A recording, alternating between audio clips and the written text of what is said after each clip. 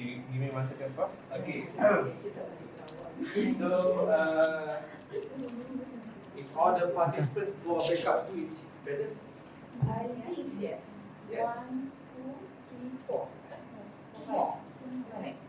Ada 5. Sekarang ada 5. Now ada 5. Ada 2. There's 2 more.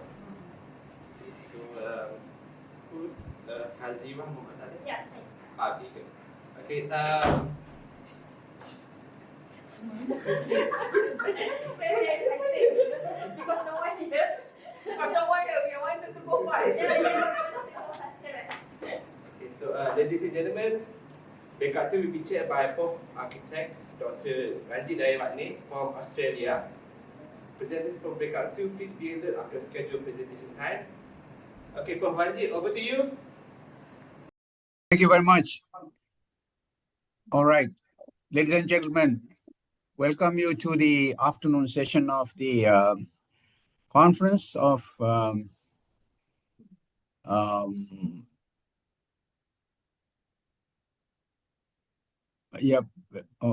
conference virtual presentation and break of AQoL 2025Cherating. We are beginning the afternoon session starting at 2 o'clock. I think you had a wonderful session in the morning. We have 7 presenters lined up for this session this afternoon, starting from HE009 code, ELE002, ELE003, ELE007, CRSC002, CYE001, and DCE003. I believe all of you are present here. And we are going to start our presentations. You know the rules. You have a limited time and try to be within the time. And this will be followed by a session of discussion, questions and answers. And we will start our first presentation with Hazirah Mohammed Saleh, who is going to talk to us about parents' experiences of occupational therapy for children with autism spectrum disorder. Over to you, Hazirah. Assalamualaikum and good afternoon and hi Prof. Dr. Ranjith. So today I will present about my paper about parents' experience of occupational therapy for children with autism spectrum disorder with my co-author also, which is Dr. Shamsul Anwar and Mr. Jayachandran Vetrayan. So today can you see the sound a little bit? Cannot hear you. Okay, so today I will present about my this post study, which is it's about occupational therapy interventions among parents who having or who send the children of autism spectrum disorder. So what is autism spectrum disorder? It is a neurodevelopmental disorder which affects social, academic, and also interest, plus with communications. And then if you can see from the prevalence in terms of global and also Malaysia, there are steadily increase in terms of the prevalence from 2013 to 2023, which increased from 663% of children registered under social welfare of department. And then if you can see also the rising trend prevalence among the children, especially 5 years old to 17 years old also increased from 2018 until 2022. Okay, so here there is the essential of the role of occupational therapy, which played main role in terms of to give the intervention and also early therapy to them, like occupational therapy, to help the children with autism improve their quality of life and also the independence. Hence, despite these growing cases, so parents live experience among among parents who have children remain underexplored. So that's why my aims and the objective of the study is to explore the parents' experience with occupational therapy among children with autism spectrum disorder. So literature review conclude or shows previous study that highlight regarding there are few studies explore the parents' experience and parents' expectation with occupational therapy. And then all this kind of parents' involvement are very important to make sure the quality of life is there. And then the barriers and the boundaries, for example, like financials, limited access, long waiting list also might influence the barriers that parents face to make sure that the child get the intervention. So throughout the methodology, this slide I will explain regarding my method by using IPA and also qualitative design. So this study has been done in at WQ Park Health and Rehabilitation Center, which purposes sampling by individuals, parents who have experience attending OT services at WQ Park. And it has been done by semi-structured interview, and also there is the inclusion criteria and also exclusion criteria, which is involving the parents who have children that diagnosed with mild ASD and also 3 to 6 years old, and then the parents who send their children that receive the intervention minimum 1 to 2 months, and also parents who understand and able to speak Malay and English.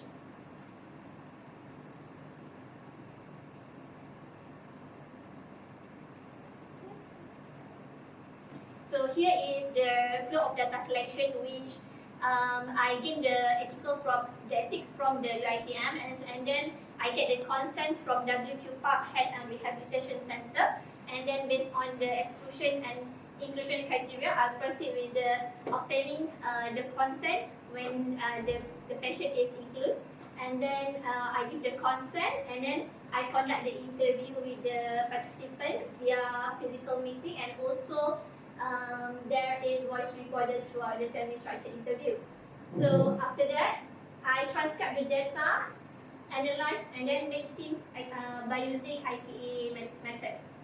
So if you can see from this flow of slide, there is the stage of IPA from reading and rereading, and then noting the themes, and then develop the themes also, and then moving to the next cases, and then look the patterns across the cases, and then after that we move to the level of interpretation.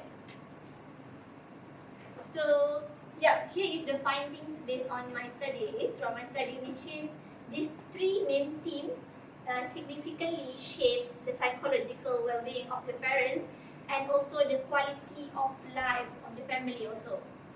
Which is, the main theme is number 1 is navigating hopes and realities in therapy journeys. Number 2, building trust and collaboration between parents and also therapists. And then number 3, the systemic and logical barriers to access continuity of care. So if you can see from the dialogue here, this is what the parents sit based on the main theme, which is, for example, sometimes I worry, will he able to go to school like other kids? What if people label him, including what is navigating hopes and realities in therapy journeys. Okay, so we move to the next slide, which is discussion.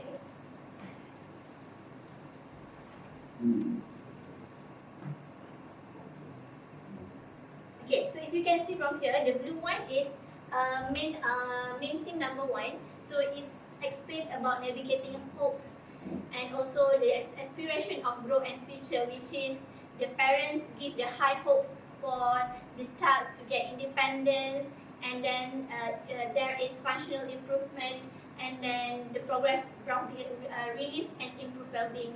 So here, the parents can balance their hopes and the outcomes also. So next one is confronting stigma and uncertainty, which is they are confront and also there are fear about what people or community will say in terms of stigma, and also fear when the transition of the child go to school, and then reconciling expectation with acceptance is they start, and then throughout the journey they will slowly accept their child pace and also acceptance with resilience, and build a positive family relationship. Okay, main number two, which is about therapies and parent collaboration, which is about trust.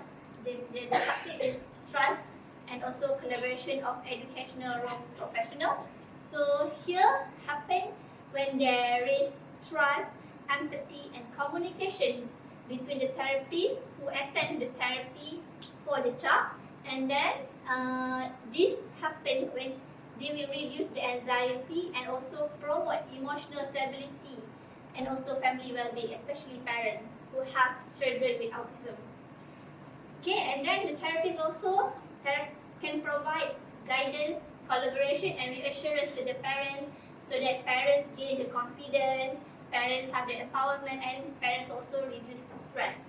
Okay, how about the systemic? Systemic is highlight about personal and also temporal constraint, which is parents right now, current parents perhaps struggle to balance therapy, to send the child for therapy, and then to balance with the work, to balance with the family also. So this kind of environment or setting will influence or leading to fatigue or stress.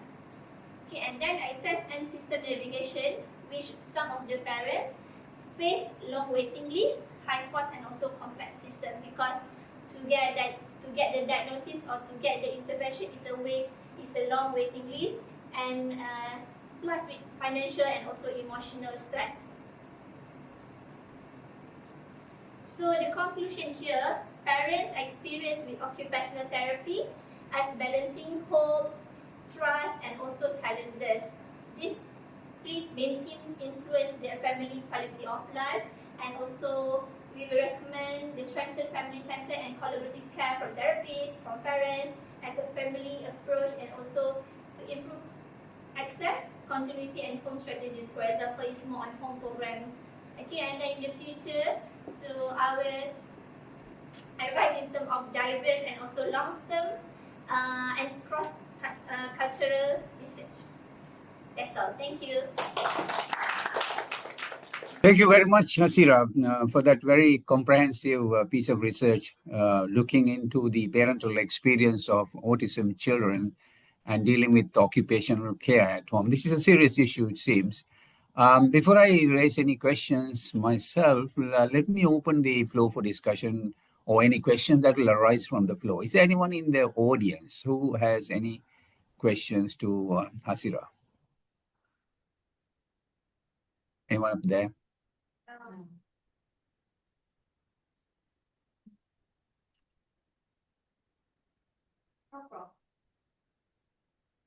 Yeah? No one? No question. No questions. Yeah, all right, no worries.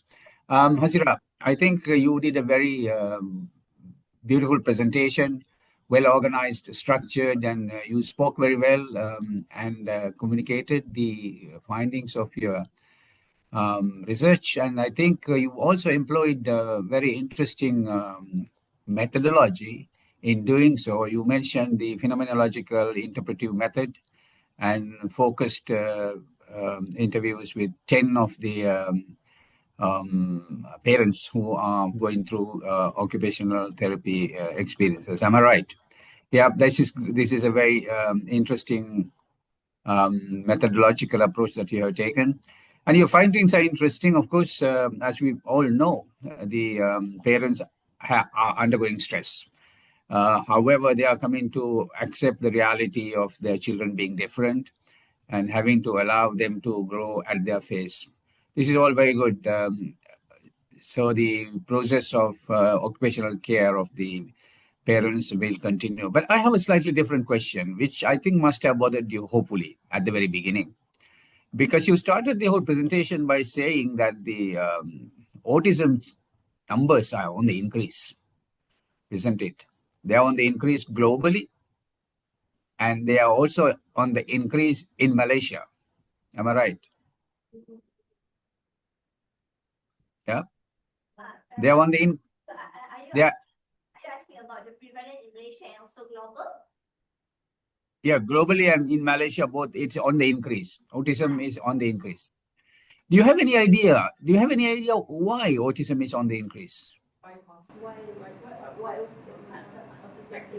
Okay, so if you can see, I just take out the prevalence like globally and also Malaysia, but actually from American and also US, there are also increasing in terms of prevalence children that diagnosed of autism.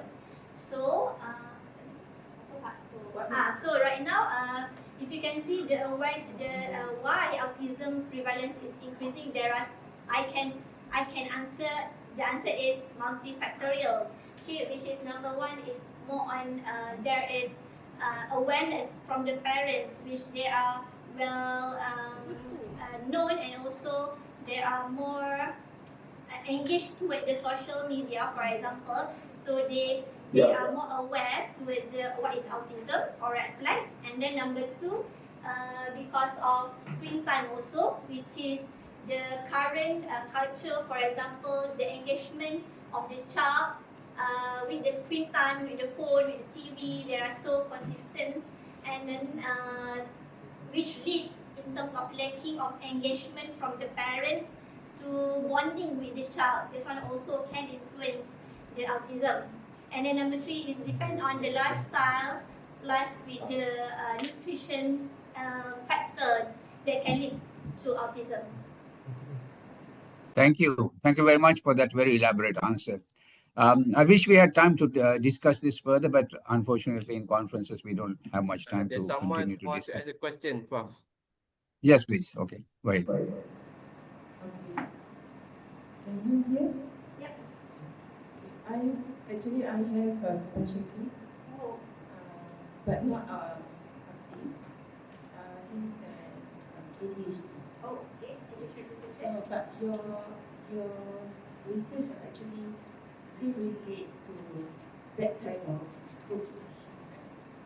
So my question is, how do you think your research will contribute to autism for parents? How does it contribute to the parents? So basically, this is implication of my study. Okay, when we talk about implication of the study, number one, especially parents who have, for example, ADHD, which is attention deficit hyperactivity disorder. So this of course influence or affect the academic and also all the socials and also attention during the classroom setting, for example.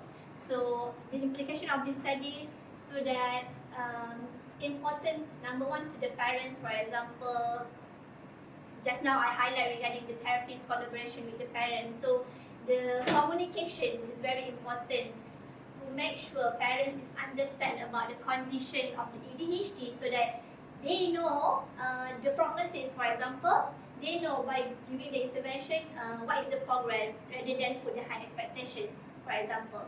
And then that one is in terms of parents and in terms of services, for example.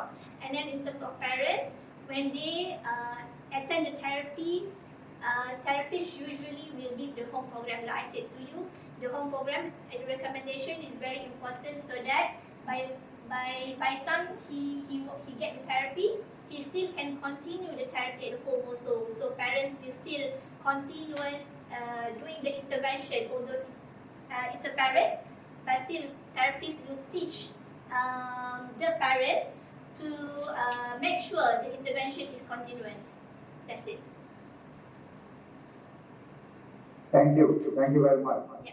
I think we are running a little bit behind the schedule. Thank you very much.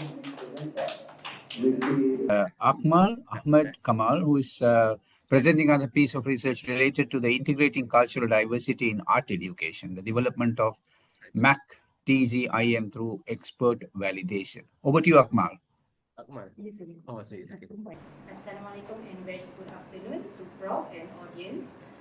My name is Akmal binti Ahmed Kamal. I'm the author for this research.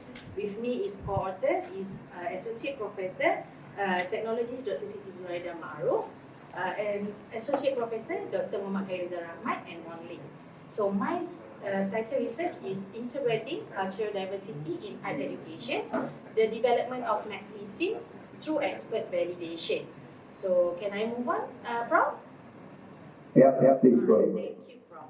Okay, so for the introduction, as we know, Malaysia is cultural diversity, renowned as diverse and multicultural heritage. And however, in schools, cultural diversity is not always fully integrated into teaching, especially in visual arts education. So, based on this introduction, we need this project is to respond to the need for more culturally responsive pedagogy. So for the research problem, in the school now in visual arts education, we only use conventional teaching, which is theoretical and exam oriented, and also the limitation is multicultural content and teachers lack of structured tools to integrate cultural heritage into their classroom. And also, this creates this problem creates a gap between curriculum aims and classroom practice. Okay, so for this research, the objective of this research is to design and develop MATISIM module using AD model and to validate the module using expert panels, and also to promote cultural responsive pedagogy in secondary school, focusing on visual arts education subjects, and also to identify the content, strategies, activities, and assessment to be used in the classroom. Alright. So for the research methodology, I've been used for the development. I use design and developmental research, which is DDR, from Ritchie and Klein 2007. Why I choose DDR? Because this research development has suitability in systematically developing, validating, and educational tools. And also for the analyzing the data, I use fuzzy delphi method data, which is FDM, because I use the fuzzy set theory using expert panels. And for the sampling, I use 11 expert participated, which is including lecturers in visual arts education, experienced teachers, curriculum officers, and also the researchers. And also for the instruments, I use construct based on the 6 construct identified, which is visual aids, support materials, teaching strategies, time allocation, learning activities, and the assessment. So we go to the findings. Alright, so this is the findings from the fuzzy delphi methods. So for the first element in the construct, which is element visual aids. Alright, so we can see here the elements visual aids from the consensus that are suitable to use in the MATISIM module, which is graphic, infographic, graph, charts, and also 2D and 3D visuals. So this is the highest ranking from the fuzzy delphi method. And then also, the consensus is suitable for support material. Also, the expert panel high rated that audio and video, also in the high ranking to use in the classroom. Next is for main features. So main features findings for support materials is interesting and interactive. So most of the panels rating this the first one because it's the module that need to come out must have user-friendly features and also interactive design. So for the support materials to be used in the class, the panel expert also said that we need both of the printed and digital module. Alright, so the next one is for teaching method. Okay, so for teaching method, consensus on the most appropriate teaching techniques to use in the teaching and learning culture diversity. The expert panel said that practice, demonstration, and simulation has the highest ranking to be used in the classroom. And also for the activities, drawing motif, 2D design, and craft making in the same level of the ranking, which is number 1 with 0.93 and 0.001 0.071 diffusion value. Alright, so next is for the last construct is reinforcement, which is this is the highest reinforcement should be included in the module, which is art appreciation based on the expert evaluation. Okay. So for the discussion, so this finding highlights that multimedia enhancement and engagement, while hands-on activity to help students to appreciate cultural diversity, and also for the reinforcement, exercises not only assess learning but also affirm culture identity between the students, and also this is the essence of the cultural responsive pedagogy. And for the conclusion, this module, MAC-TSIM, has a strong potential as an innovative teaching tool. It embeds traditional craft from Sabah, Sarawak and Orang Asli, also into the student-centered learning. For the recommendation, include classroom testing, teacher training, then the adoption of relevant policies, and also for the future expansion. Also, we can use not only for the craft, but we can use in the music, dance, also performing arts. So I think that's all from me. Thank you. Thank you very much, Asma. It was an interesting presentation related to the integration of cultural diversity in art education. And you developed an interesting model and tested it, validated it through experts, isn't it? The idea of integrating cultural diversity is a very less focused area of attention, and it's a great thing that you have actually paid attention to that, because the cultural diversity is being often ignored, and that leads to social chaos and so on and so forth. Before I ask any questions, could I open the floor for discussion for anyone who has any particular question to raise from Akmal?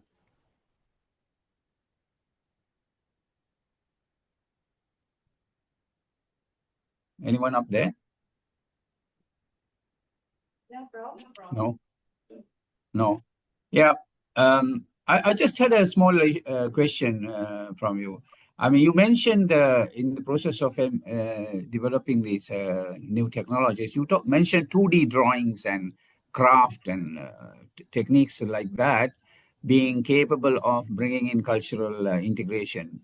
Could you elaborate on that idea of 2D drawings and crafts and the other aspects that you mentioned there in the slide before the last, and I think somewhere there?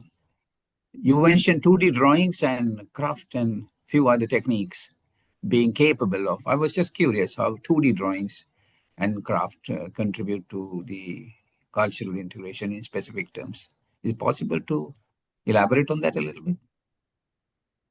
Sorry? Is it possible to include 2D drawing In the before doing the graph. Okay, thank you, Prof.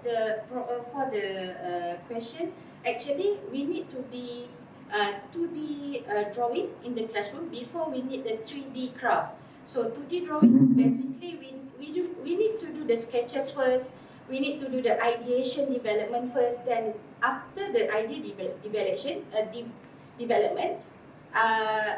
we use 2D, and then after that we can form the craft using the idea from the 2D drawings. Is it I answer your question? Yeah, to some extent, yes. To some extent, yes, I understand. Yes, please. Go ahead. So 2D is very important. In general case, in arts, 2D is very important because before we do something 3D, we need to do the ideation development first, and then the sketches. Then after that, then we go to 3D development. I see. That's good. Now, one other question I have is, you have tested this or validated it through experts, 6 or 7 experts. I wonder if you had any chance to actually put it into practice in any situation. Sorry, Prof? Put it into practice. Practice. Do it in the classroom. Do it in the classroom. Yes, yes. After this phase, after these development phases, I will bring the module to the classroom for teachers to see in the classroom. Right. So we'll take you to the classroom and test it there again. Yes, with the visual arts education teachers. Yeah, we can hear from you from another paper. You'll produce another paper about the experience of doing that in the classroom. Yes. Yeah, that'll be great. That'll be great. Thank you very much. It was a very interesting presentation. Thank you very much. Yeah. Yeah. Let's move on to the next presenter today, which is Dr. Siti Suraida Maruf, Siti Suraida Maruf, talking to us about engaging minds, bridging cultures, gamified learning for adolescent cultural awareness. Next. Develop a game. So Akma is actually developed a module, and she's in the way of testing the module. But this is something that we have done previous, just to develop an awareness at the first place by introducing game to the student related to the culturally responsive element as well. Okay. Alright, first and foremost, I would like to introduce again to everybody. We are living in the society with heritage and diversity. So therefore, it is a must for us as educators to play a big role in changing the landscape of education by integrating the elements of multicultural in our classroom. This is something that vital versa, because our current curriculum is actually, to be honest, I would like to say is more towards dominant culture, which is Malay culture, especially in visual art education. Therefore, it is a challenge for teachers who be posted to the multicultural school to engage with the other students from other diversity ethnic in the same classroom. So one of our intervention here is actually we are developing Petro Playmat. So-called a Petro Playmat is a game consists of traditional board game with an interactive mat accessory and also animal figure from 14 states in Malaysia, representing 14 states in Malaysia, alright? Why? Because we think that one way of embracing everybody in the classroom is actually to include the promotion of multicultural terms in the teaching and learning process. That is the only way to create or to give an awareness to tolerance among our students, and also to show some appreciation towards our heritage nowadays, especially to the young one, alright? The main goal of this study is actually to address the challenges that fostering multicultural among school students. I think this is something, a major issue that we deal every day. So-called that we claim what we are multicultural, but yet we did not really recognize what our friends are having in their cultural background. For example, sometimes we did not really go deeper into sensitive issue of race. So this is issues, things that people always play around in politics. I would like to say that. But I think the best part, by promoting this fostering multicultural in school level, it will create awareness to everybody. Okay?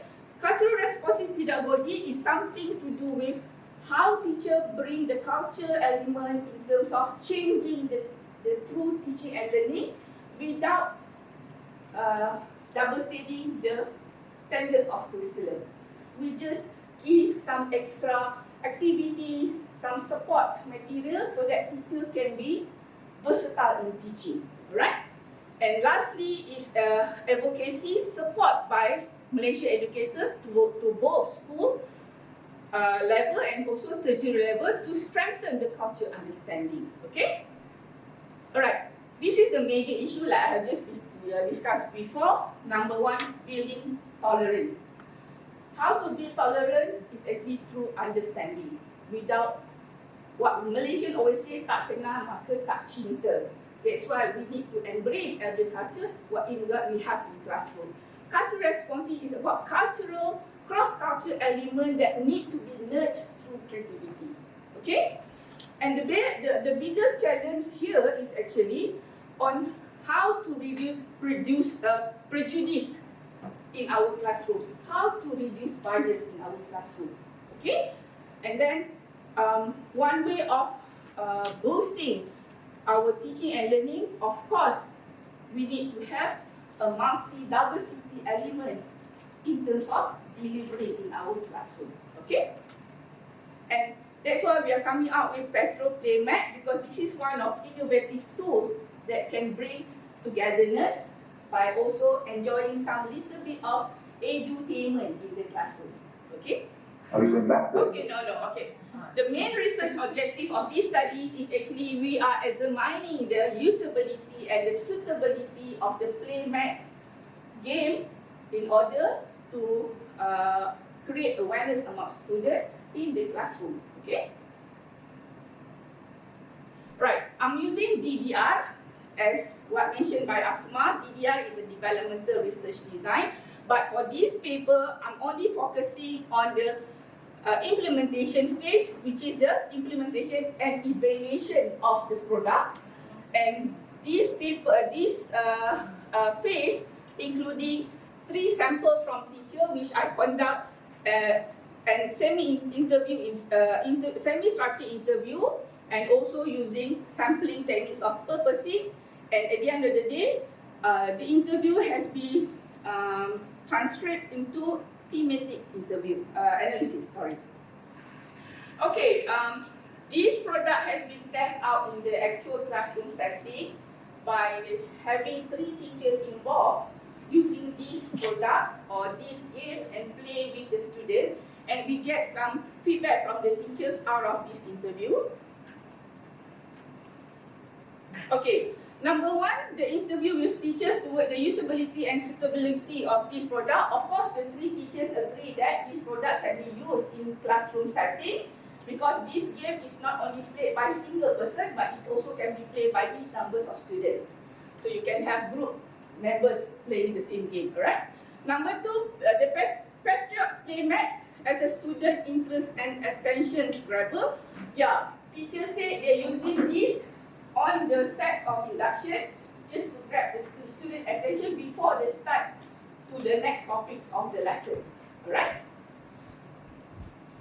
So these are the sample of the game which I have developed, and I would like to share here. This game has been won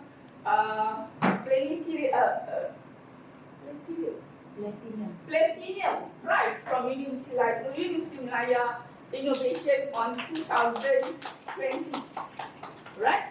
Alright. Petro Playmats also can be used in cross-subject. For example, you just need to change the question, but you still can use the same game as a mover. Just change question according to subject. For example, if you are teaching history, you can just change this question, so that any teacher, not only from visual education, can also take this game and bring into their own class by changing the set of questions only. Alright? Alright, of course, this is something that very important for our finding.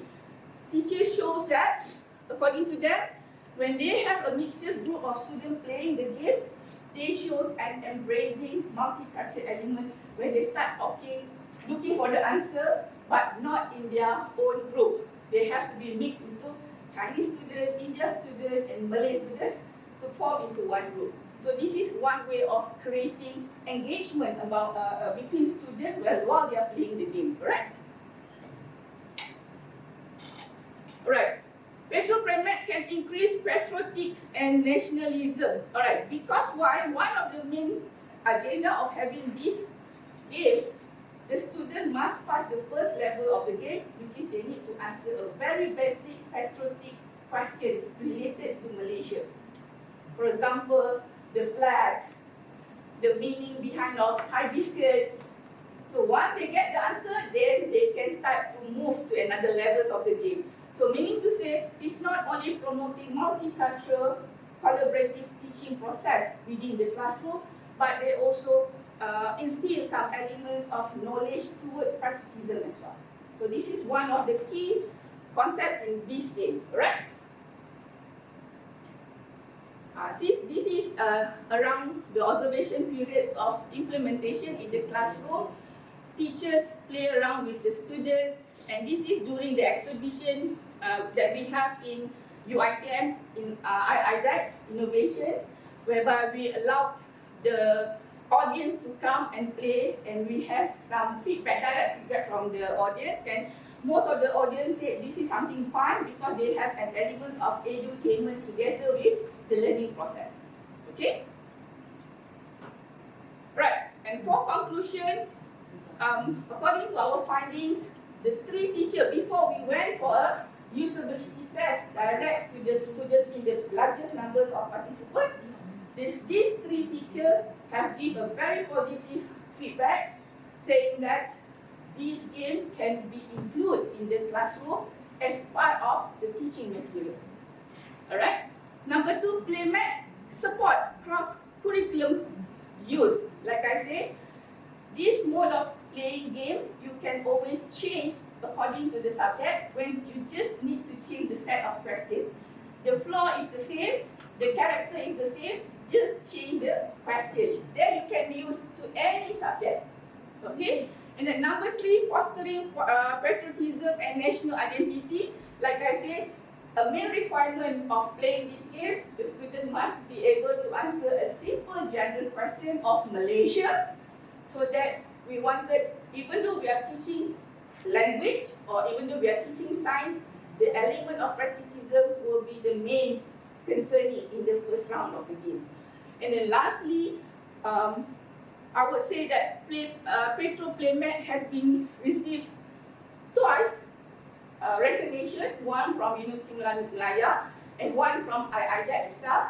And it shows that this game can be a holistic educational tool that can be bring into classroom into different sets of curriculum. Like I said, English, Bahasa Melayu. Even though you are talking about teaching agama Islam in the classroom, yes, you still can bring an element of edutainment in the classroom. I think with that, Prof, thank you so much. Thank you very much, Siti Saraida, Doctor, for that beautiful presentation about, once again, dealing with, of course, integration of culture, bringing minds and engaging, using games this time, which is a very interesting idea. I have a small question or two, but before that, let me see if there is anyone in the audience who has to raise any questions from you. But I suspect there may not be, given the fact that you gave a very elaborate presentation. Yes, so just want to answer about the age limits for the participant for that games. Is it specific for sekolah rendah sahaja atau middle school?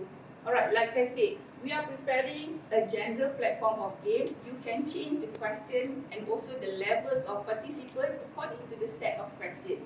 The question can be lower as preschool, can be higher as tertiary education. It depends on how you set the question. The playmat is only like a map with magnetic elements, and we are making the playmat with a fabric material so that it can be on the floor or it can be put on the table. So you just need to change the set of question. It depends on any subject, any level. Thank you. Yeah, question from... Good. Thank you for the explanation. Any other questions? No. I just have a very small question, actually. This is a very interesting idea of the playmat. You call it Patrio playmat. Where does this originate from? Where does it come from? All right. Okay. Yeah.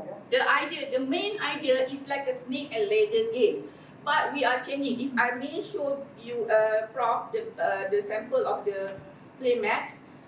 All right. Okay. If you look at here, Prof, we are making out of our own map of Malaysia. This is our peninsula map and Borneo map. So whatever we put it here is actually a landmark of each favorite place or historical place in every state. That's why our character here is representing the 14 characters of all the 14 mascot of each state. For example, we have elephant to represent Pahang, which is now we in Pahang, Prof.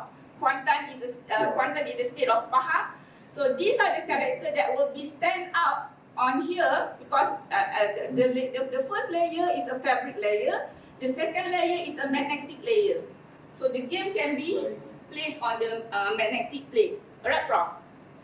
Yeah. So this is a development of that original. Yeah. Excellent. Very good. Very innovative, very productive and effective. I hope we could all learn from this exercise and transform all our educational activities to games. Students will love it, isn't it? Yeah. Thank you so much, Prof. Thank you very much. Thank you very much. We'll move on to the next. Thank you. Interesting presentation, Dr. Noor Diana, talking to us about swipe, click or flip learning preferences for pre-pregnancy care education among young women. Okay, alright, good day everyone. So I'm going to start our presentation, alright? So the swipe, click or flip. So when young women today wants to learn about pre-pregnancy care, do they swipe through their phones? Or do they click through websites on their computers? Or do they flip through printed materials, brochures, pamphlets? So some of you might be thinking, why does this matter? Well, it does, because the young women in our lives, like daughters, our students, our younger sisters, they are making important health decisions right now. And if you want to reach them with a life-saving information about pre-pregnancy care, we need to understand how they want to learn. Because right now, our pre-pregnancy care services is underutilized. So let me show you what does it mean. Next, please. Next.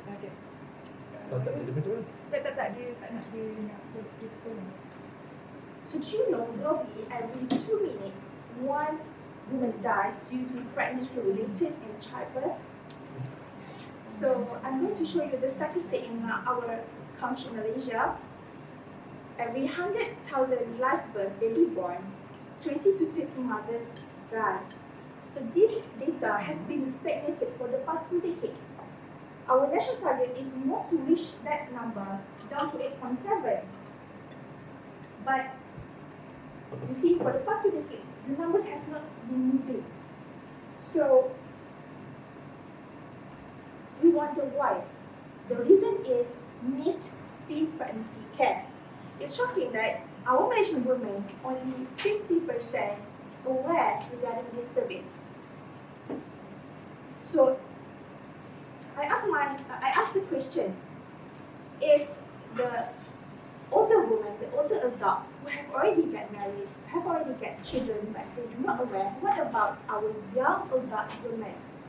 Right, so they are at the age of a vulnerable group where in a study research shows that they are the group that have poor health behaviors. And they are the least population that engage with healthcare services. And if you look at back, when they get this service, it's actually when they already get pregnant, when they want to get routine antenatal checkup.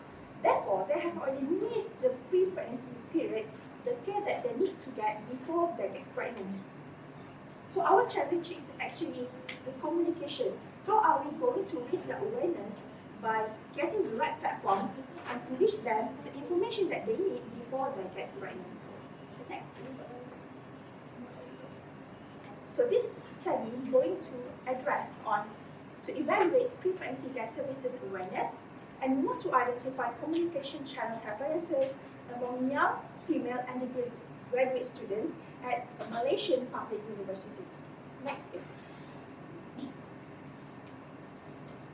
Let me introduce you the term pre-pregnancy care. It is basically means an intervention that we give to women or the couples to reach an optimum level of health and ready to get pregnant. So I believe the stage where they need to get the pre-pregnancy care, or in short PPC, is at least 3 to 6 months time before they conceive. So if we relate back to our local culture, our Malay culture, when they get married, we have actually a pressure to conceive immediately. We want to we celebrate those who bunting pelari, right? So little did they know that they need to get pre-pregnancy care before they conceive. So actually, this care need to be given to them before they get married, right? So let's get back to this. Okay. So the PPC services has been in Malaysia for the past 10 years. So we have components of getting a structured process, initial assessment to screen for their risk factors, and doctors will decide that whether they are suitable to get pregnant. If not, they need to optimize their lifestyle, especially to take folic acid supplementation at least 3 months prior, and they need to optimize the disease if there are any, and then doctor can decide, okay, you are safe to proceed for pregnancy. Okay, next please. Despite available services, so we wonder why women are not using the services, although it is readily available. So our research find out that women mainly not aware, they have poor knowledge, they have a negative perception, therefore they are healthy, they have family commitments, and in summary, I can say that these are the accessibility barriers that these women have. So this research mainly done to the married women I have mentioned before. So we have lack of information that explore the young adult women, which is understudied. So from our analysis, we think that if you want to bridge these barriers, we need to create awareness, especially to the younger, older adult. Next, please. So we did cross-section survey from May to June, involving 500 female young adults aged 18 to 25, full-time students, unmarried. This is done purposefully sampled in UiTM Selangor branch, involving UiTM Puncak Alam, UiTM Puncak Perdana, UiTM Sungai Buloh campus, and also Selayang campus, involving 11 faculties from health-related courses, the medicine, dental, pharmacy, science, and also non-health-related like business, arts, IT students. So we developed a self-administered Malay questionnaire, expert reviewed. It has 3 sections, 10 questions, take less than 10 minutes. And this survey was contributed via WhatsApp communication, which has been approved by the academic affairs of respective faculties. And this study has been approved by UiTM. And our method is only to analyze the descriptive only. Next, please. So the result is average age is 21 years old, predominantly Malay, which is expected because it involved in university Malay predominantly students. Regarding the income level, almost half comes from below 40 age, group, and also almost half is health related. This is because of purposive sample, so I want to see how it differs between health related and also non-health related faculties. And back to our objective, the awareness level. So we can see that almost half aware and the rest is not aware, so quite balanced. Okay, next please. Back to the second objective, the preferences among these students. Okay, the slide, it refers to the social media, so I asked them which platform that they prefer. So for the social media, 95% said yes. They love to get information from the social media, and I get them to rank what are the first choices media platform, which is TikTok, 55%, followed by Instagram, 36%, followed by WhatsApp, Telegram, and also Facebook. And then the click, which refers to online tools, which are the elements that they preferred. Okay, 94% said they want to learn via digital online tools, and majority, 68%, wants to get the information from mobile application and also website. followed by online courses, live stream, and also ebook. The interesting part is the flip. It shows that traditional methods still matters because 77% wanted in printed materials form like template, booklet, and also 69% still values face-to-face communication. 69%. Okay, next please. So from this finding, we can see that they did not pick which they want, but they rather, we can see that digital tools is what they prefer in addition to the traditional methods. Okay, so what does this mean for all of us? For maternal health, it shows that our core focus should be integrating pre-pregnancy care into our system in various communication platforms. And for the nation, we can follow 13 Malaysian plan, also digital health transformation. And for the community, this communication platform empowers women, it can reduce stigma, it can reach vulnerable population, which empowers inclusivity. And for the industry, it will promote public-private partnership where we can leverage on the talents on how we can engage to this young adult regarding this information. And for academia, we need more evidence that shows that this solution works. Okay, next please. So in summary, you can see that swipe plus click plus flip. It's not swipe or flip or flip. So it means that this woman wants a hybrid solution. Social media, right, online tools, traditional methods. So I like to seek for, if there's any policymaker here, you can invest in both infrastructure, the digital communication as well as the traditional infrastructure, and you can also integrate the pre-pregnancy care teaching and learning where we can capture them through premarital courses and also HIV screening premarital. So there we can capture this population. And if you're a parent or educator, understand that your daughter might learn differently from us. So they might like the digital media, social. You can allow that, but you need to guide them to lead to the trusted, credible sources. So the young adult I mentioned you, they are our young students, our younger sisters, our patients, right? So they deserve to enter motherhood with the advantages that we need to open for them. And so they have told us what they want. So I'll be actually listening to them. And that's all. Thank you.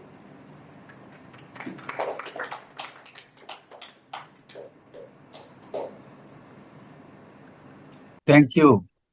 Thank you very much for that very interesting presentation on learning preferences for pre-pregnancy care. Dr. Noor, this is a very interesting issue, of course, that matters to most of the ladies. There are a lot of ladies in the audience. And I believe there will be questions coming from the audience to this idea of pregnancy care, which is essential for almost everybody. Yes, please. Hello, Dr. Diana. We found out that some young women are more keen to swipe, to click, or subsequently flip. So based on your findings, what kind of intervention do you suggest for these young women so that they can, become closer to pre-pregnancy care? Okay, thank you for your question. So I'm going to rephrase back. So I understand the question is what intervention that I can suggest. So what's in our mind is that to tackle this hybrid solution, we can see that almost majority prefer social media and also mobile application. So we are going to develop a mobile application tailored to these preferences. For example, pre-pregnancy care checklist. So it sounds very simple, user-friendly. And then we can also create the content based on evidence base from the expert. And then we can make the content shareable to their social media, whichever they preferred. And at the end of the checklist, we actually triggers them or nudge them to seek for pre-pregnancy care service consultation to verify the checklist, whether they are at risk or good to go to get pregnant. So this is how we tackle all of this. And from the report, they can also print the report so they can see. And they can also print out whatever notes or evidence-based data that tailored to their personal, you can say personalized recommendation using AI integrated as well, because that's also trending.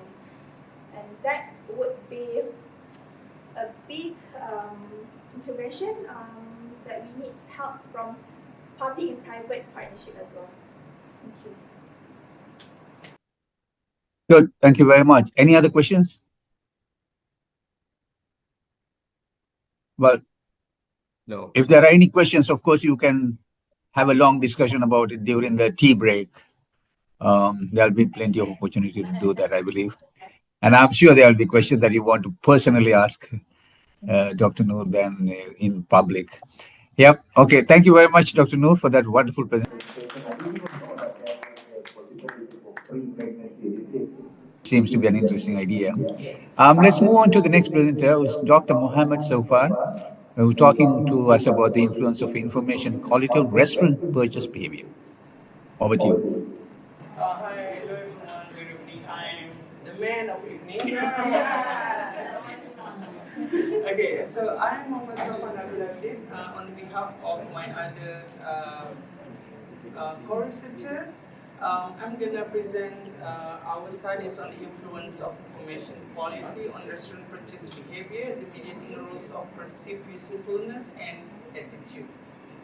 So, when we talk about restaurant industry and digitalizations, digital technology and hospitality industry, which means the restaurant is fall under the umbrella of hospitality tourism industry, is well integrated.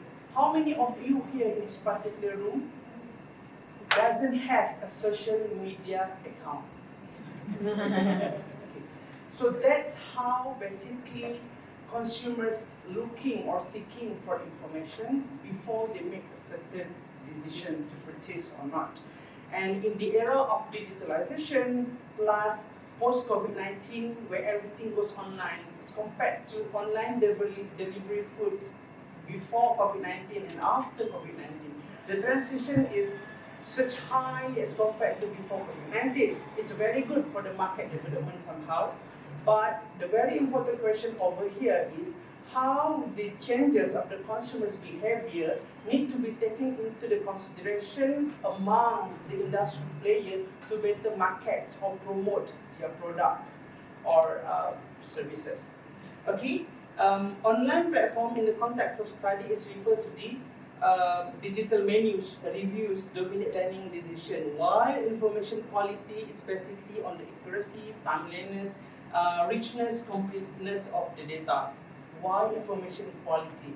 Consumers is not only become much more responsive and looking for a very accurate information. With the movement of social media become an important element of individual life. How many of you, when you travel to some places, new places, try looking for a new restaurant or new food outlet, and phone is your first assessment or approach, try to validate the information. That's how important basically the quality of the information in the context of industry players. Because of that particular reason, information quality able to actually change, alter, or give influence on individual psychological as well as attitude, including trust. So that's why we conduct this particular study. Move to the next slide. Oh, it's not okay. Oh, okay. Okay, when we see the statistic, 75% of restaurant traffic nowadays is actually moving toward off premises, which means it is no more physical restaurant. Okay, you order your Grab, Food Panda, or wherever the online digital platform you are using is basically have changed the way how people behave in the context of food purchase or restaurant attendees. And 88% of the trust is basically came from the online reviews. Even you don't trust. If your friends say, hey, you should go to that particular restaurant, it tastes very good. Indeed, you try to verify the information by looking into the numbers of like, comment, how many numbers of repost or reshare for that particular posting of the restaurant itself. That lead to the research gap on important for us to study not only the direct relationship of information quality to the consumer behavior, but at the same time to assess is there any mediating effects when we talk about psychological factors of individual, or in this context, specifically the consumers. So the research aimed to empirically test a model that assuming the influence of information quality on restaurant purchase behavior with a focus on the mediating role of perceived usefulness and attitude. We move to the literature review. This particular study is basically underpinned through the ELM. ELM is basically elaboration likelihood model in the way that as an individual, the more information you are having, the better decision you can make. Okay, there's a very simple definition in the way of this particular context of the study. So with such much information, it's basically able to either build a positive response as an individual or build a negative response. So it really depends. If you go through so many positive feedback, then it's gonna change in a positive way. If you go through so many negative feedback, it's gonna change into a negative ways. Okay? So the study having a total of 7 hypotheses with 5 direct hypotheses to be tested and 2 mediated hypotheses to be tested. The research framework of the study as presented, as you can see, information quality is direct tested toward purchase behavior, usefulness as well as attitude, and perceived usefulness and attitude is basically 2 mediated being tested in this particular study. For the methodology, this is a quantitative study through correlational study. The study being conducted in Malaysia, 100% online. The sampling is basically purposive sampling. Yes, purposive sampling is biased. Okay, somehow we have no choice because there is no sampling frame available, which means for the target population of respondent 18 years old and above. So that's why we have to go for the purposive sampling, because the study assess the consumer's behavior, so the consumers must have conduct such behavior because it's not intention, this is an actual behavior. So that's why the targeted consumers is basically those with dine-in experience. Sample is basically 227 valid responses after elimination of the outliers, incomplete response, and etc. So a total of valid response being used for the data analysis is 327 valid response, which exceeded the minimum required sample size by the study, which is 170. Why? Because we believe or we hold okay, on the justification of Hare et al. For one survey item, you need a minimum numbers of 10 respondents. So that's why we get minimum numbers of 170 minimum response. Okay. We are using analysis tools of Smart PLS to assess the measurement model and tested the structural relationship. As you can see, the numbers of demographic profile is being presented on the table. Of course, see the gender over there. 81.7%. Okay, so the data analysis is being conducted, and very important for the quantitative study for you to make sure you achieve the reliability and validity. So we did such thing to the composite reliability, where all of the constructs score 0.7 and above, indicating the instruments is reliable. And then for the validity, 2 type of validity being tested: convergent validity through the average variance extracted (AVE). It's also achieve a minimum required of 0.5. So all of the constructs score above that. And last but not least, the most important The rest is also important, but this one is normally quite difficult to achieve. Okay, it's discriminant validity through HTMT stand for heterogeneous trait, and because all of the constructs score 0.85 and below. Okay, so this is the finding. Hypothesis 1 to 5, which means the direct relationship between one to another is basically significant. So information quality does influence purchase behavior, perceived usefulness and attitude. At the same time, perceived usefulness and attitude influence purchase behavior. But I want you to look into the outcome of the mediated analysis on the perceived usefulness as a mediator and attitude as a mediator. Both of these particular hypotheses is basically significant. However, you can see the partial mediation being marked over there. It means that this is not only indirect relationship that is going to happen. Is happen. It's actually dual effects of direct and indirect in a way that when you have such a very good information quality, it's influence your purchase behavior. Okay? At the same time, when you have such information quality, you feel it's useful, and from the usefulness, it's influence your purchase behavior. That's the most easiest way how to explain this particular mediating effects. And as compared to attitude, we quite surprised. As compared to attitude and perceived usefulness, actually, the perceived usefulness as a mediator having much more stronger effects than attitude.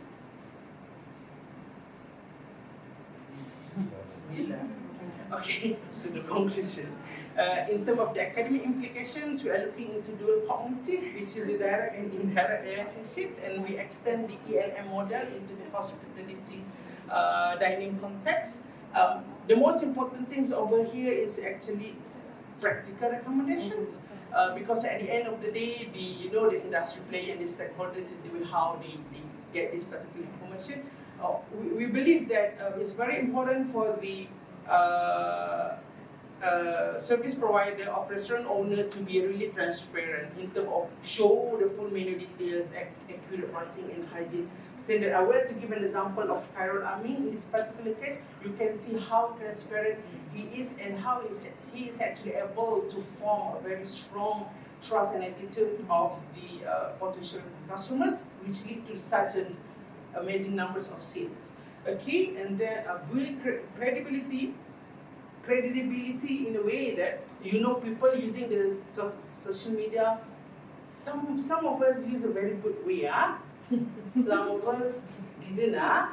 Okay, we tried to post a very negative comment. Although it is actually, to be honest, one of the practical tactics in order for you to counterpart your opponents. They say, I'm the owner of this particular restaurant, I pay someone, hey, go to their page, comment something bad. Or go to our page, comment something good. So that's thing we cannot control, okay? Somehow it's very important for us to build credibility through a verify follow-ups or verify review up to date, as well as a trustworthy online information. Look at here, be authentic in review. Okay, how many of you over here have a TikTok? TikTok? Yes. Yang tak ada? Anyone doesn't have any TikTok account? Wow, I didn't know. Okay, Facebook? And Instagram? Okay. We have Out of three particular platforms, do you notice that each of these particular main media platforms in Malaysia is basically having different type of visualizer for the consumers? Facebook, you can post picture, videos. Instagram, pictures and videos. TikTok, only videos. Based on the research study, it's very important for you to focus on videos and photos and neglect the writing ways of promoting your restaurant. People want a very quick information, and rather than some of the food critic or what we call as food influencer, Okay? When they do a video, some of them really focus on the items or on the food. Okay, you put the liok. But another approach is basically focus on the environment of restaurant or much more wider picture. In order for you to increase the specific sales of the menu, whatever the marketing effort you are doing, you have to be focused closely on the final food, not the overall process. The first 10 seconds must be the final looks of the food. Then you can do and build the narrative through the process of preparation and etc. Okay, so that is what we suggest the practical recommendation for this particular study for the industry stakeholders. That's all from me. Thank you so much. Thank you very much for the very interesting presentation, and you kept the audience engaged. Obviously, we all have experience, and I think most of us can relate to the translation of restaurant information and all the food. We don't have much time, but nevertheless, I don't mind opening the floor for discussion for anyone who has any particular question to raise this moment. Does anybody have any question to raise? No, you are already engaged with this presentation, and he did a very good presentation. Yes. Engaging all of you in the presentation. And I believe the research has been conducted very skillfully and meaningfully, and come out with very valid and useful information for the rest of the industry as well as the customers. Thank you very much indeed. So,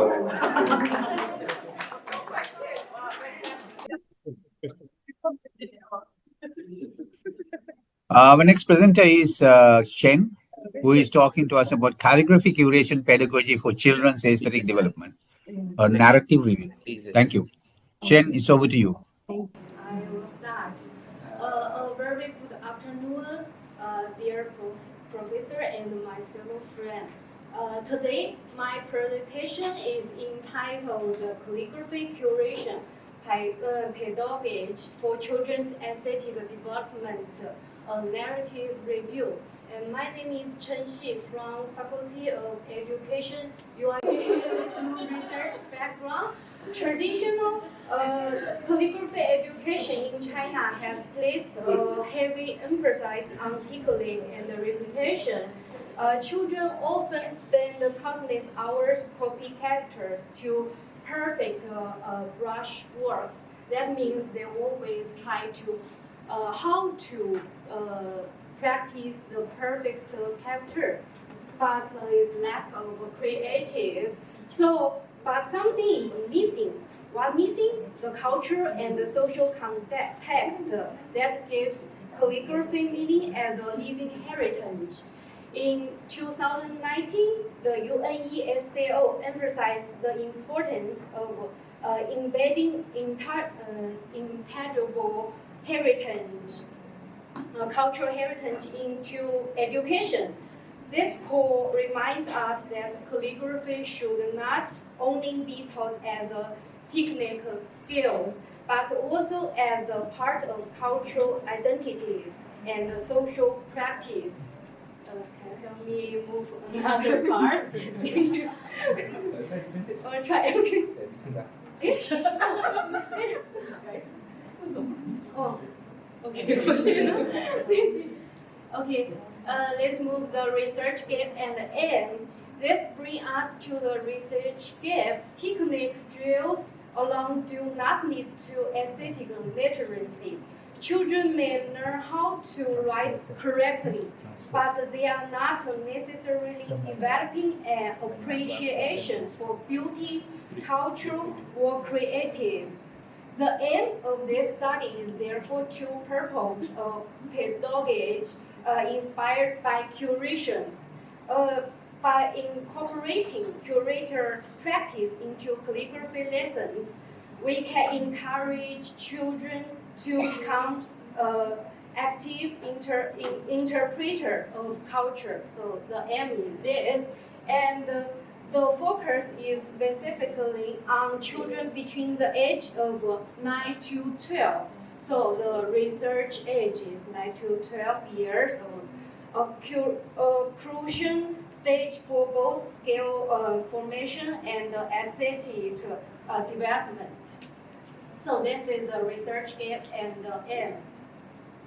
And this research theoretic framework draws on three main theoretic pillars. First, Breakout's concept of relational aesthetics, which views art as a form of social interaction rather than isolated object making. So this one. And the second is UNESCO's intangible cultural heritage policy, which urges us to transmit cultural heritage through schools. And the third one is the STEME education framework, which integrates science, technology, engineering, arts, mathematics, and the environment to support interdisciplinary learning. Together, three lead to the key pedagogical moves is embodiment of practice, mediation of articulate culture, and exhibition design as a part of learning. So this is the key moves. And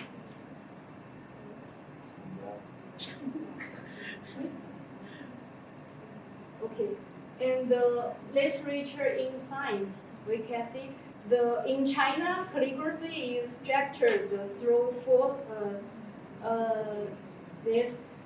Normally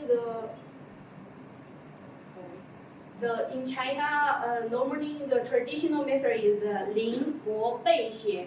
Lin means copy the Chinese character, and Mo means tracing this character, and Bei means should memory the two stages. So memory these forms, these characters, and Xie means free writing. So this is the traditional calligraphy method. So we can see is a scale and a minority. So and in West, they are not require the children must need like you should perfect characters or stand of the character or stand of calligraphy. They focus on creative experience and interdisciplinary, and so convergences. Some artists were calligraphy educator. They combine this, so locally rooted and global inclusive this method. So this is literature inside. And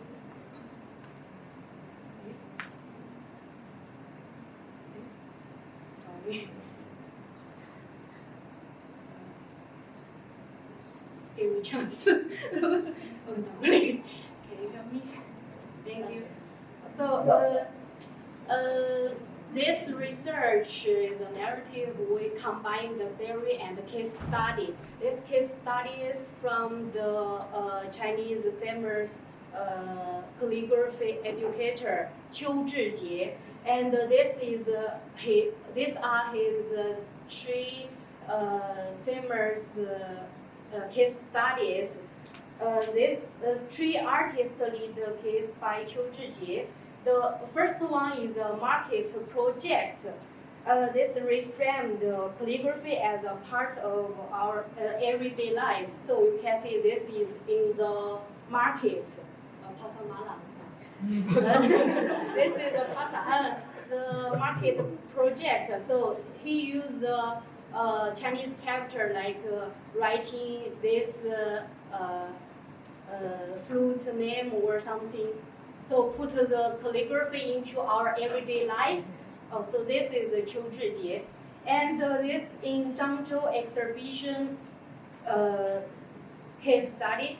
And this use the compound characters to invoke memory and cultural identity. And the last one is shaman workshops. These workshops, the children's as an agency, so the children into this workshop. And these workshops emphasize the children's agency through playful hands-on participation, through playful explanations and hands-on writing. Children experience the urgency, so they creative and aesthetic participation rather than they wrote copy. I mean the traditional calligraphy training. And the fundings, you can see the three key fundings emerging. The first one is calligraphy is best understood as a living cultural practice. The stage of we discussed 临摹背写, copy, tracing, memory, and writing remain central, but through curation they expand into interpretation and exhibition, moving beyond the copy to meaning making. And second is the curation pedagogy is it becomes it's not only display. Before we research this, we always think of the curation like just to display your work, your artwork in the exhibition, right? But in this research, we discuss this curation pedagogy is not only display. The children also can into this method and also reflection, dialogue, and cultural participation. And artistically, the practice provides modules for integrating technical value with creative and social engagement. So this is the three key findings. And this research challenges persist a script disjunction between simplified and traditional characters, because now we use the simplified in our daily life, exercise and testing. But for Chinese calligraphy, we must need to use traditional character. So we can see same word but different writing, right? This means dragon. The simplified is easy, but in calligraphy character is very hard, right? Many strings. So the first challenge is script disjunction, the simplified, and how to use the traditional characters for children. And the second one is ghost writing and the weakness teacher literacy that undermine authority, because in some curation we found the children, they do their artwork is not belong to their age. We think like adults writing is not like the children's thinking, and the lack of the children's natural, creative, and lively. So the second challenge is the ghost writing. Sometimes the teacher will help them to do the artwork and let them just copy, then put in the curation. So this is the second challenges. And the third challenge is digitalization, which reduce handwriting practice and weakness aesthetic sensitivity. Because now we use social media and computer, and some primary university also ask parents to buy iPad or something, the digital products for students to study. So the digital also maybe let the children reduce their writing and memory of this character. So this is the last challenge. And four recommendations of this research. First one is the curriculum integration. Embed the curation models alongside the brush practice. Second one is teacher training. Develop skills in exhibition design and cultural interpretation. Because now, recent years, China pay attention to calligraphy education. So before this, some calligraphy teacher just teaching the Chinese major, but not calligraphy. So they also need training, should training these teachers. So the second one is teacher training. And the third one is the community and the policy support. Partner schools with museums and cultural institutions. So this is third one. And finally, use AI, AR, and VR for virtual exhibitions while preserving involved brush work. Because when we search in the Sichuan province museum, we found in the painting art, they already use AI, AR. So I think the Chinese calligraphy also can use the digital technique. And contributions and the closing is the theory is relational aesthetics and ICH and use STEAME. And the second one is the practice, the evidence, the case-based these modules. And the third one is methodology. We use the narrative review. And finally, impact is aesthetic letterings, cultural identity, and children as creative participation. That's all my research. Thank you. Thank you for Thank you very much. And that was a very, very interesting presentation that you brought to us, the calligraphy curation pedagogy for developing aesthetics among the children, which is a very important thing. And unless we do those things, the calligraphy will eventually disappear. As you rightly pointed out, the challenges are coming from digitization and AI and all the other technologies that will eventually almost delete, I believe, or erase the need for personal involvement in calligraphy, which sustained calligraphy for a very long period of time through history and traditions. I believe there will be some questions from the audience, if there is anyone in the audience who has any questions.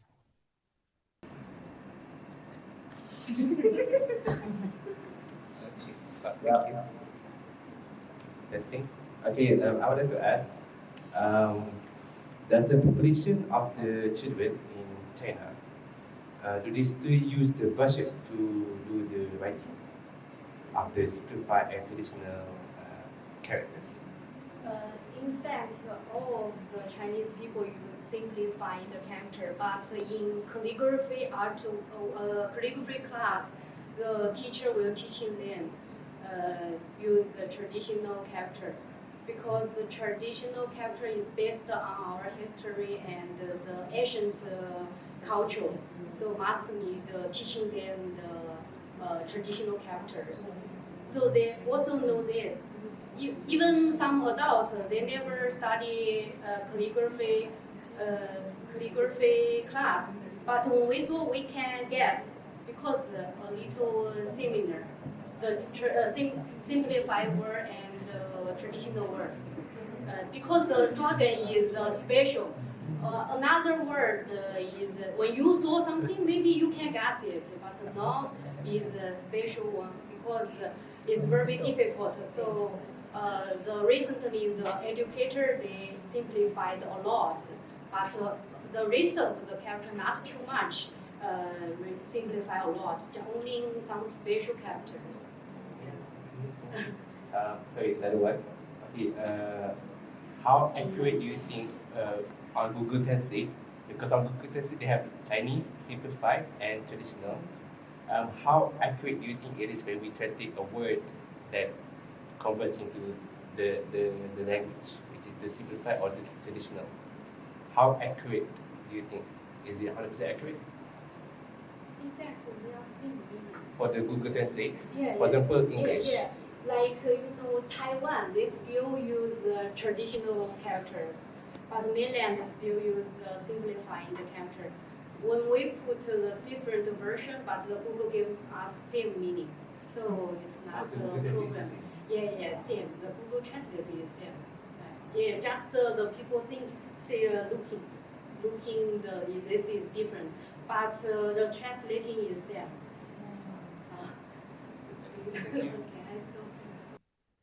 Thank you very much for those questions and thank you for those wonderful answers.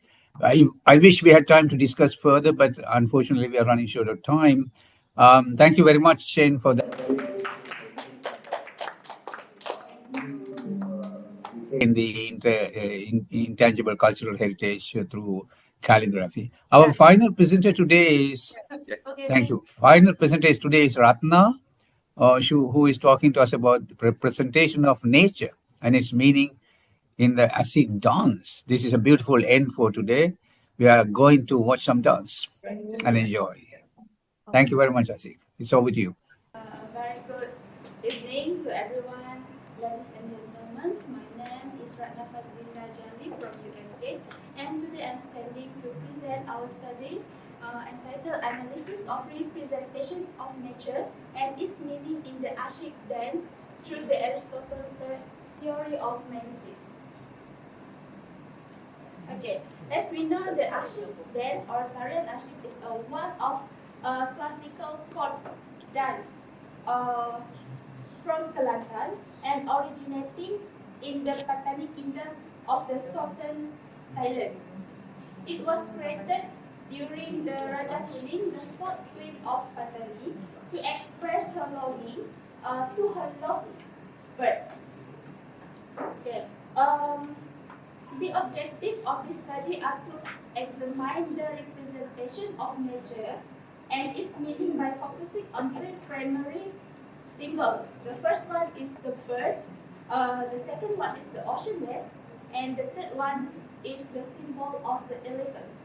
The analysis applies through Aristotle's theory of mimesis, which emphasizes representations as the imitation of human actions and also life through an appropriate narrative or structural form.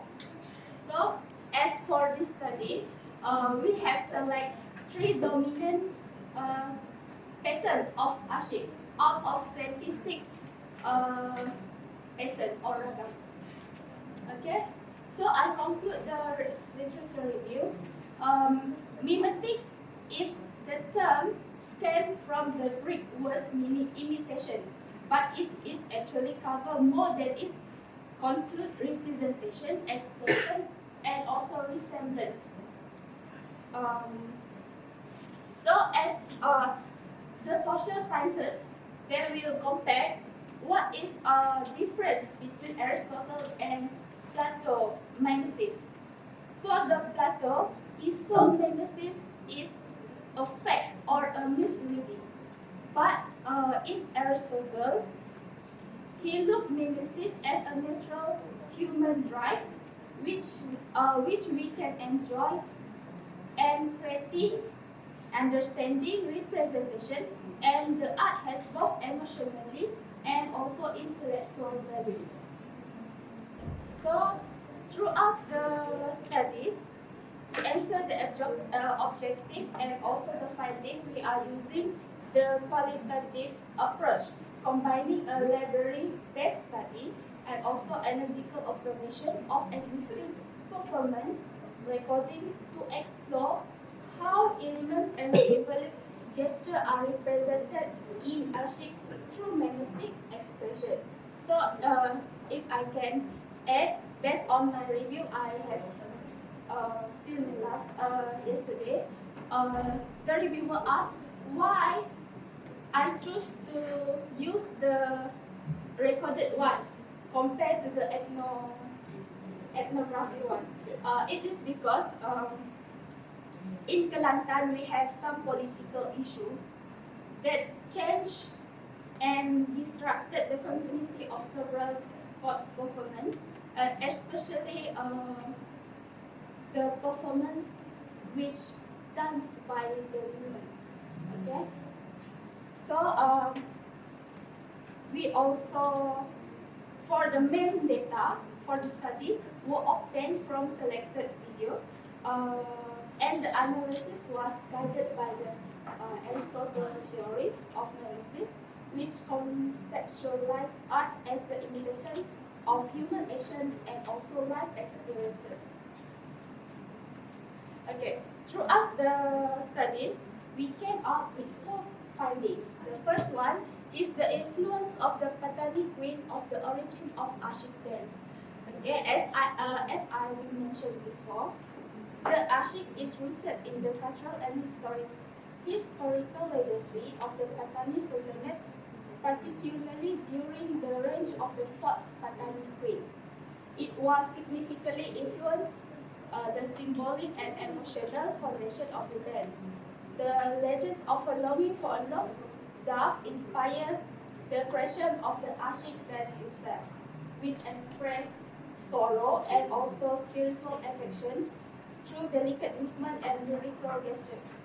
And the motif or the pattern reflect the aesthetic ideals of the royal court and the feminine characteristic of the performance, because it was exclusively danced by the female dancer, or more specifically, we call them dayang istana.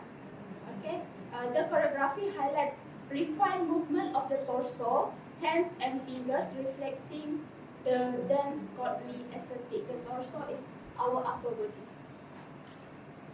Okay, this beautiful girl is me myself. Okay, the costume is not the original one. This one is just for the purpose of practice. Our second finding is the representation of the dove. It was inspired by the Raja Kuning lost bird. So this Raja Kuning, the queen, instruct her dayang to recreate what the dove usually did. Okay, so the semiotic performance analysis, the dove itself served as a signifier of peace, love, and also freedom. Okay. The third finding is the representations of the wave. So, in this study for today, I just include gelombang duduk and gelombang berdiri. Gelombang is a wave. So actually, they have one more gelombang berjalan, but I just choose the static one. So this one both mimetic representations of the sea.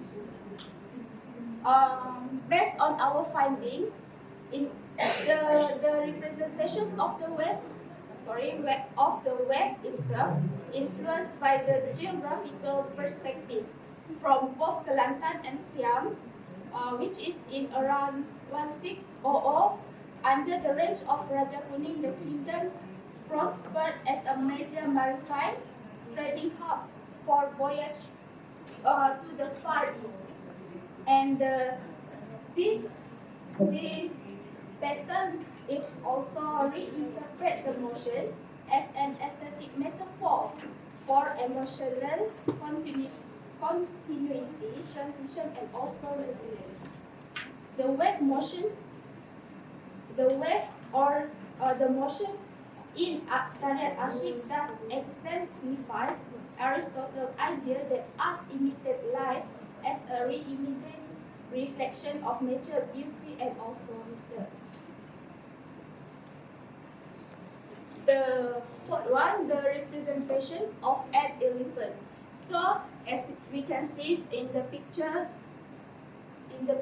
this one is symbolized the trunk. Belalai gajah. Yes. So the dancer hands movement resembles an elephant raising and curling its trunk, serving as a magnetic imitation that captures both the animal physical form and also the symbolic significance.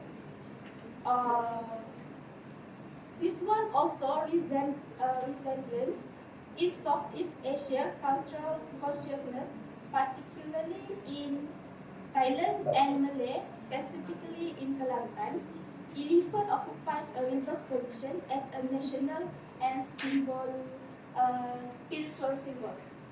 So the Thailand people, they believe the white elephant is considered as a sacred and embodiment of royal authority, divine wisdom, and also moral virtue. So the motif demonstrates how our traditional court dance, Malay court dance, integrates natural symbolism and also historical experience into a poetic reflections of human virtue, royal identity, and also the balance between the power and also the dignity itself.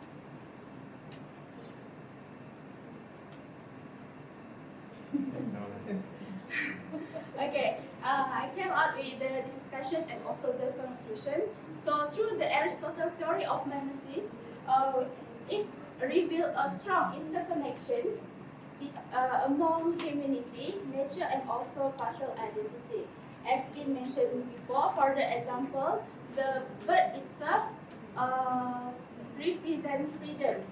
The wave represents fluidity and life continuity, and also the elephant resembles wisdom, endurance, and also the royal power. So the conclusions, this ashik, Korean ashik, demonstrate how our traditional Malay court dance serve as a medium of philosophical and cultural expressions.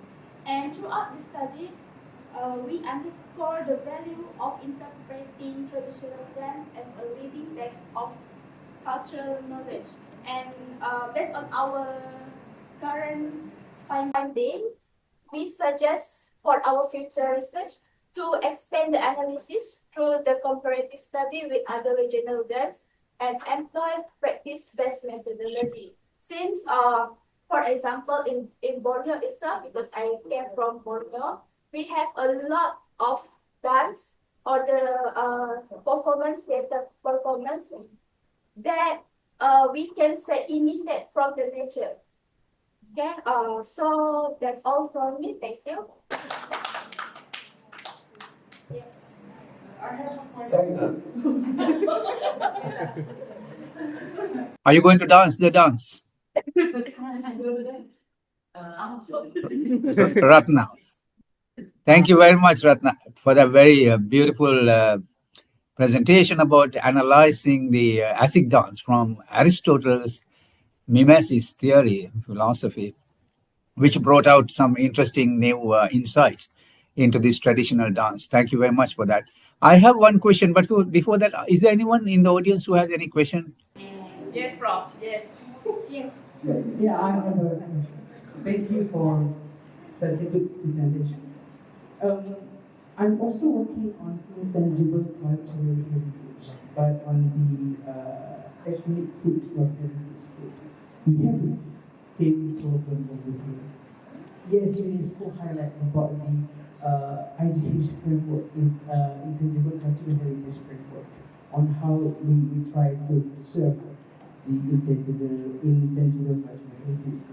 Within the context of your study, because I just recently went back from the ethnographic study for 1 month in Kelantan and Trenggalek on AQoL. The problem is basically for the Ashik dance, it is originated from Kelantan. How you, in your opinions, how can you preserve this particular heritage, considering the political things related to the woman dance and etc. in Kelantan?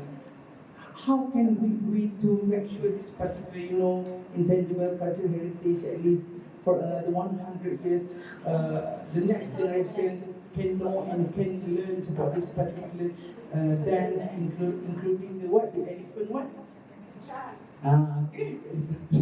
So in your opinion, how can these particular things be preserved with such a very fragile environment? Thank you. Alright. Thank you for the question, Doctor. Actually, this one is part of my studies for the grant, but the fully outcome from the grant, we wish to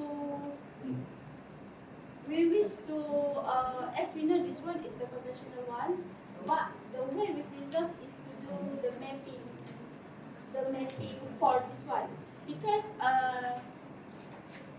in Melayu we will say very sayang, because for this finding and for this research, I have to go to KL, Aswara, UPSI, to collect the data. Even this one is the Kelantan heritage, okay? But because one of the biggest problem is we as a women can perform. Even I was surprised the women can MC, can moderate or MC, being an MC in Kelantan publicly. So for this one, we have sekolah seni, which is one of my informant to the teacher to help me come up with this finding. So in Kelantan, we can force to what we call organize a performance to do this one. But I still believe, because I have found another way to go to the site, and even Makyong itself was being prohibited by mandatory. But last year I have went and see the mandatory itself, but closely. So for the Ashik, the problem is because there is only women, only female, and the special one is the female is last time teenager, around 12 to 16. So nowadays we have to what we call to see the original Ashiks in Kelantan. I think that's the only way to preserve through mapping, and for the educational purpose, we have also, I did the recording and upload in the YouTube. Thank you, Doctor. Thank you. Thank you very much. At the very beginning, you said this is a dance that is performed by in a sitting position. However, when you are presenting the third move, where the representation of the sea was happening in a standing position, is that right? Third move, representing the sea, was in a standing position. Although at the beginning, you said the entire dance is on a seated. On the ground. Yes, sorry, bro. Originally, when it was performed in the palace last time, in the court, it was fully on the floor. But this one, since I collect the data from the Sekolah Seni syllabus. Actually, this one is from the Sekolah Seni textbook syllabus. So when they bring the Ashik one out from Kelantan, there is so much variations. Even there is variation from the UPSI one. So we have on variations in the Sekolah Seni one. But the way they preserve is they still maintain the dominant one, the dominant movement one. Thank you. Thank you very much. I think we will, this is a beautiful end to the session with the dance and interpretation of Asic dance from Aristotle's idea of mimesis. Thank you very much, everyone. We had a wonderful session. Occupational therapy And then Akmal bringing to us about the diversity, cultural diversity in education, and Dr. Siti talking to us about bringing culture again using games, and Dr. Diana giving us pre-pregnancy care education information, and Dr. Mohammed telling us about the influence of information quality on restaurant behavior, and Chen bringing very new ideas about calligraphy, and finally Ratna bringing us interpretations about dance. Thank you very much, everyone. It was a wonderful session and good research, well presented, and I'm delighted to be sharing this session. Thank you very much indeed, and this session is therefore closed. Thank you. Okay, thank you so much, Prof, for your time. Yeah, welcome. Okay, can we give a round of applause, please? Okay, so maybe we will see you in Australia. Don't know when.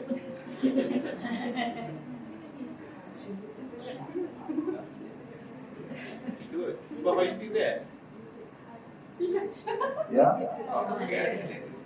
Okay, so thank you so much once again, Prof. Yeah, sure. Okay, see you. Okay, ladies and gentlemen. Okay, since we exceeded a bit on the time for the breakout session 2, so okay, Ali? Yes, Ali? Ali, okay. Particular can you get during your breakout session? Okay, so basically, Corona is on standby. Corona is on standby. Okay, so basically for the tea break, like I said, we exceeded the breakout session 2. So for breakout session 3, we will follow the program, which will commence at 4:15 p.m. sharp. So yes, I know we have 5 minutes left until the next breakout session. So it's okay. The tea is already prepared, it's already served. So you guys can enjoy the tea break while enjoying the breakout session 3. Okay. So yes.